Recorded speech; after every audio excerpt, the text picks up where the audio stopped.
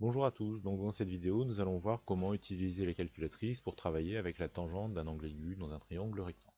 Donc la première chose à faire va être de configurer la calculatrice en mode degré. Pour cela nous allons ici aller dans seconde config, choisir l'option 2 unité d'angle et le choix 1, le mode degré. Vous devez avoir ici confirmation que votre calculatrice est bien en mode degré avec un petit D qui apparaît en haut de votre écran. Une fois que votre calculatrice est bien configurée en mode degré, nous allons pouvoir passer au calcul, par exemple calculer la tangente d'un angle dont la mesure en degrés est connue. Dans l'exemple ici, on connaît la mesure de l'angle, c'est un angle de 60 degrés, et on cherche la mesure de la tangente correspondante. À la calculatrice, on va tout simplement taper tangente, tan. La calculatrice par défaut va ouvrir une parenthèse, et dans cette parenthèse, on va tout simplement renseigner la mesure de notre angle, tangente de l'angle de 60 degrés. On referme la parenthèse par précaution, même si la calculatrice ici saurait faire le calcul sans la refermer. On appuie sur Entrée. Alors on s'aperçoit que la tangente de 60 degrés, de l'angle de 60 degrés, est une valeur particulière. Ces différentes valeurs particulières, vous les étudierez l'an prochain au lycée. Nous, ce qui nous intéresse, c'est d'avoir une approximation de cette valeur, donc on va taper sur la touche SD, et ici, donc, on a la valeur décimale approchée de notre tangente de l'angle de 60 degrés. On le note, tangente 60 degrés, environ égale à 1,732. On aurait eu le même résultat si on avait utilisé une table de trigonométrie. Pour un angle de 60 degrés, la tangente est d'environ 1,732. Dans notre tableau, on passe de l'angle à la tangente.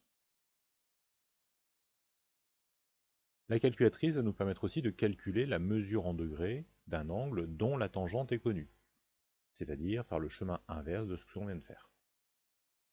Alors par exemple ici, nous cherchons un angle dont la tangente vaut 0,75. Donc on rappelle que la tangente d'un angle,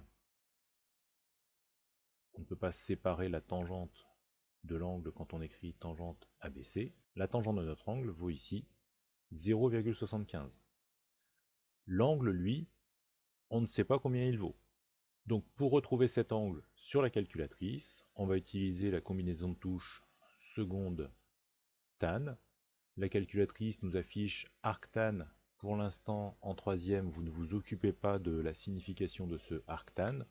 Vous ne le notez jamais dans votre cahier, ce n'est qu'une touche, une séquence de touches de la calculatrice.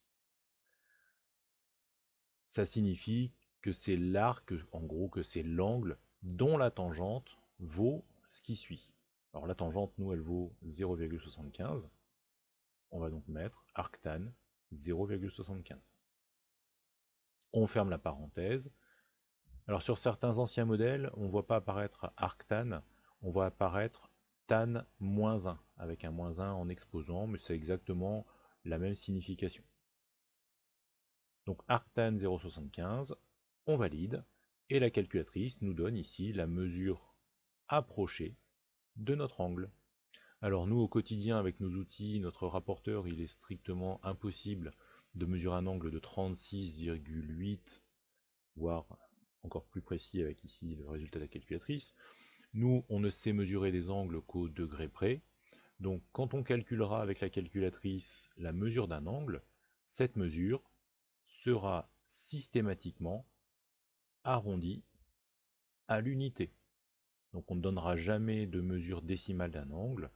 Ici, donc 36,8, on va l'arrondir à 37 degrés. Encore une fois, on aurait pu retrouver ce résultat grâce à notre table de trigonométrie. Donc cette fois-ci, on connaît la tangente qui mesure environ 0,75, c'est la valeur la plus proche qu'il y a dans notre tableau. Et on retrouve ainsi la mesure de l'angle correspondante, c'est-à-dire ici 37 degrés. Alors malheureusement, dans le cas général, on aura rarement, comme dans l'exemple précédent, une tangente décimale. La plupart du temps, dans nos exercices, nous allons exprimer la tangente comme étant le rapport du côté opposé à notre angle par le côté adjacent à notre angle. Donc notre tangente sera la plupart du temps exprimée sous forme d'une fraction. Alors c'est absolument pas gênant pour la calculatrice. On va refaire exactement la même séquence, sauf qu'au lieu de mettre 0,75, on va demander à la calculatrice, donc seconde tangente, quel est l'angle dont la tangente vaut. Eh bien on va saisir ici la valeur 7 tiers grâce à la touche fraction. 7 sur 3. Alors on ferme bien la parenthèse par précaution. Donc là la calculatrice va nous donner l'angle dont la tangente vaut 7 tiers. On valide. Et voilà, il n'y a plus qu'à arrondir la mesure de notre angle, 66,8. Nous allons l'arrondir à 67 degrés arrondi à l'unité.